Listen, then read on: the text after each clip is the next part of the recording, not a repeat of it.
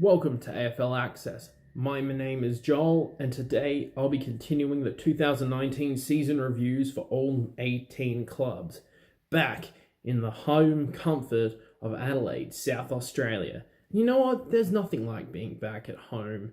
It's nice and comforting. You're surrounded by your loved ones, all your nice stuff, especially your room, which if you haven't lived in for a couple of weeks, it's just, something nice and nice homely feeling. It's great. And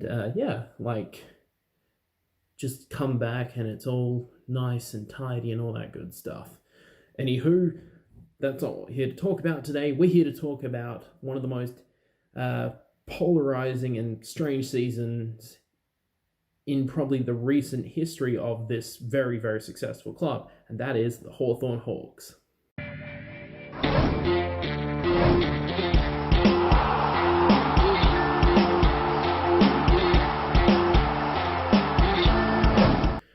Alright, so before we get into this very strange season for the Hawks, we'll just get the basic stats out of the way. So at the end of the season, the Hawks finished with an 11-11 record and a percentage of 108%, sitting in 9th position outside of the top 8.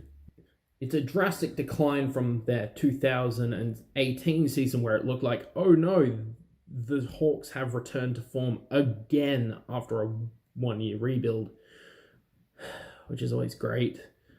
But, so yeah, where did it all, I guess, kind of go wrong? A lot of pundits, I'm pretty sure, wrote off the Hawks season when Tom Mitchell, the reigning Brownlow medalist, went down with a broken leg in the preseason, keeping him out for the entire year. I was probably one of those people and thought they would tank. Not intentionally, but they would definitely be around the bottom dwellers for the season. Probably to no one's surprise, and honestly, I shouldn't have been shocked when in week 1 they came out and spanked the Crows. It was legitimately embarrassing to watch. They spanked the Crows to the tune of 32 points. And now you might be thinking, that's a win. That's a good win, but it wasn't a spanking. No, it was total domination.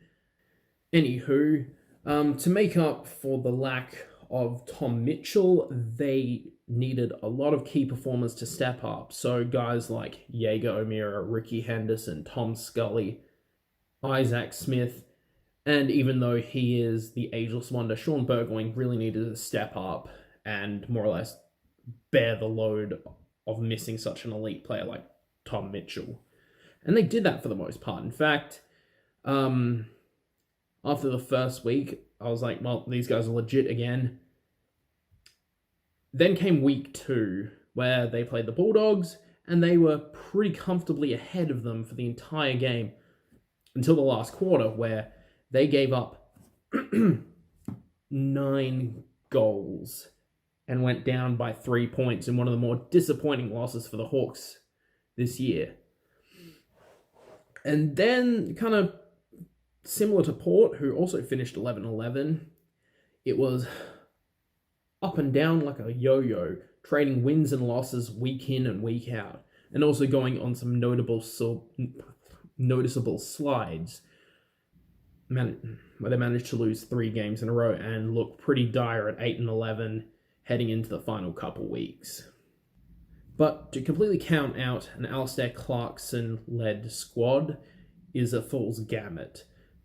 In the final 3 weeks, they totally shut out the Giants on their own home turf. Next week, they followed up by smashing the hapless Suns in Jared Ruffhead's final game played. And then, when it looked slim chance that they could have snuck into the finals, they went out and absolutely bitch-slapped the Eagles on their own home turf, effectively killing the Eagles' chance to go back-to-back. Fortunately for 17 other clubs, the Crows did something good by losing to the Bulldogs in the final round, effectively killing the chance for Hawthorn to make another final series. So yeah, Even all the doom and gloom of losing their Brownlow Medal winning midfielder before the years started, all things considered, turned out pretty good for the Hawks. They got some really good performances from players like James Sicily, who's looking like an even better defensive asset than he does up forward. Even though he is an agitating little turd, he still is a great player. James Worpel, who has come out of the woodworks to look like a legit half-forward option to help out, enter into the forward 50 and get Gunston and Bruce the ball more consistently. And as much as I hate to say it, Chad Wingard looked pretty good in the games he did play, even though he didn't contribute as much forward options as he used to in Port Adelaide. And potentially a new target up forward in Mitchell Lewis to replace Jared Roughhead, who again has retired as of season's end. Speaking of Bruce and Gunston, they contributed 36 goals and 24 goals each. While that is a dip in their overall production, especially in light of recent years, they still look to be the best option going forward for the Hawks until they can find someone else who can take over that spot. The aforementioned James Worpel, he contributed with 26 disposals on average, the highest, leading the team in the highest amount of disposals per game. So he looks to be another potentially devastating option when Tom Mitchell is healthy. Even with the Mitchell injury pretty much overshadowing the season, some of the younger players that the Hawks had started playing this year are looking actually pretty good. Again, I wouldn't expect anything less from Alistair Clarkson, who can turn pretty much any player into gold if he wanted to. Sure, they didn't get as much production out of, say, a player like Jack Scrimshaw, who only played maybe 10 to 13 games this year, but, he's got time. He's still pretty young. They have started to get a lot more out of their younger prospects. They probably need to add a couple more this year through the draft, but we shall see what their plan is going forward. One thing they're going to have to address in the off-season is who should replace Jared Roughhead in the side, who has retired after 283 games and 578 goals kicked. Now, Mitchell Lewis has looked pretty good, but they also probably need an even taller, bigger option. So that's why there is a lot of rumors going around that they're going to go after John Patton from the Giants, who is coming off of, I'm pretty sure, an ACL injury, like his third in his career. Now, next year, with Tom Mitchell being healthy, and even then, the Hawks still have the Bill Belichick of the AFL in Alistair Clarkson, I'm still pretty certain that they should be better next year. How much better? I don't know. I would probably wager a top 8 spot at the least. But then again, who knows? Maybe, and just maybe, they might fall down the ladder and have to go into a rebuilding stage, because their list still contains some pretty old aging elements that they might need to look at turning over in the near future.